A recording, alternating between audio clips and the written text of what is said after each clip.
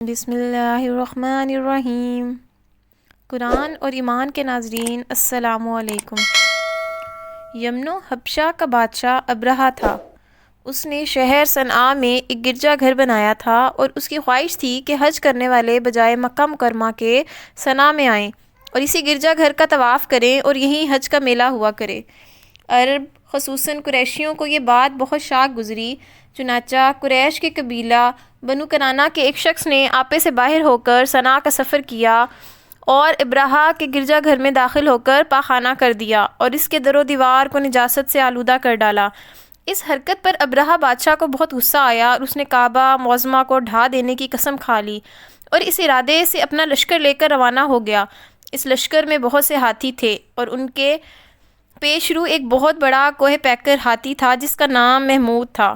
ابرہہ نے اپنی فوج لے کر مکہ مکرمہ پر چڑھائی کر دی اور اہل مکہ کے سب جانوروں کو اپنے قبضے میں لے لیا، جس میں عبدالمطلب کے اونٹ بھی تھے۔ یہی عبدالمطلب جو ہمارے حضور صلی اللہ علیہ وآلہ وسلم کے دادا ہیں، خانہ کعبہ کے متولی اور اہل مکہ کے سردار تھے۔ وہ بہت ہی رعب دار اور نہایت ہی اچھے اخلاق والے آدمی تھے۔ یہ ابرہہ کے پاس آئے۔ ابرہہ نے ان کی بہت تعظیم کی اور آنے کا مقصد پوچھا تو آپ نے فرمایا کہ تم میرے اونٹوں کو مجھے واپس دے دو۔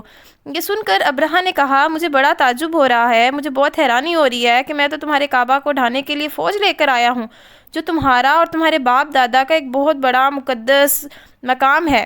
آپ نے اس کے بارے میں کچھ بھی مجھ سے نہیں کہا، صرف اپنے اونٹوں کا مطالبہ کر رہے ہیں۔ حضرت عبدالمطلب نے فرمایا کہ میں اپنے اونٹوں ہی کا مالک ہوں، اس لیے اونٹوں کے لیے کہہ رہا ہوں، اور کعبہ کا جو مالک ہے وہ خود اس کی حفاظت فرمائے گا، مجھے اس کی کوئی فکر نہیں۔ ابرہہ نے آپ کے اونٹوں کو واپس کر دیا۔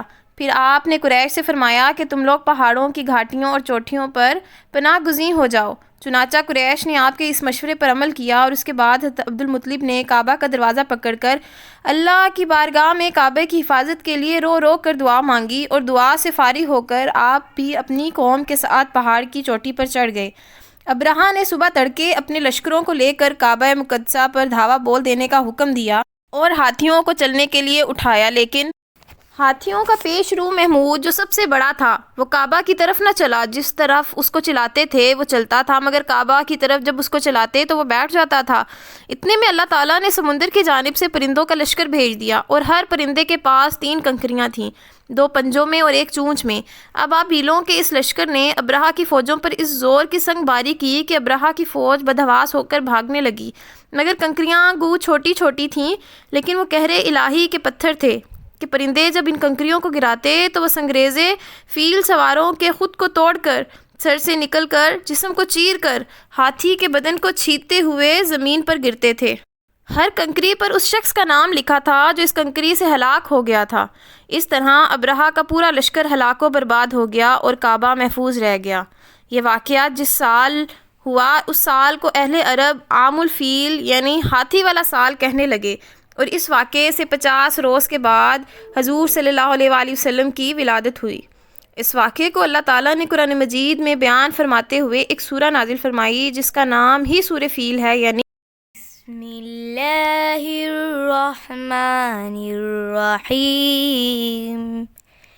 أَلَمْ تَرَ كَيْفَ فَعَلَ رَبُّكَ بِأَصْحَابِ الْفِيلِ أَلَمْ يَجْعَلْ كَيْدَهُمْ فِي تَضْلِيلٍ وَأَرْسَلَ عَلَيْهِمْ طَيْرًا أَبَابِيلَ تَرْمِيهِم بِحِجَارَةٍ مِّن سِجِّيلٍ فَجَعَلَهُمْ كَعَصْفٍ مَّأْكُولٍ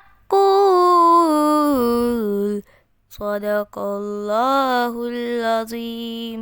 ترجمہ: اے محبوب، کیا تم نے نہ دیکھا تمہارے رب نے ان ہاتھی والوں کا کیا حال کیا؟ کیا ان کا داؤں تباہی میں نہ ڈالا اور ان پر پرندوں کی ٹکڑیاں فوجیں بھیجیں کہ انہیں کنکر کے پتھروں سے مارتے تو انہیں کر ڈالا جیسے کھائی کھیتی کی پتی یعنی بھوسا۔ اس سے معلوم ہوا کہ قرآن مجید کی طرح کعبہ کی حفاظت کا ذمہ بھی اللہ تعالیٰ نے خود لیا ہے، کہ کوئی طاقت نہ قرآن مجید کو فنا کر سکتی ہے نہ کعبہ کو صفحہ ہستی سے مٹا سکتی ہے، کیونکہ ان دونوں کا محافظ اور نگہبان صرف اور صرف اللہ تعالیٰ ہے۔ واللہ تعالی عالم۔ سبحان اللہ۔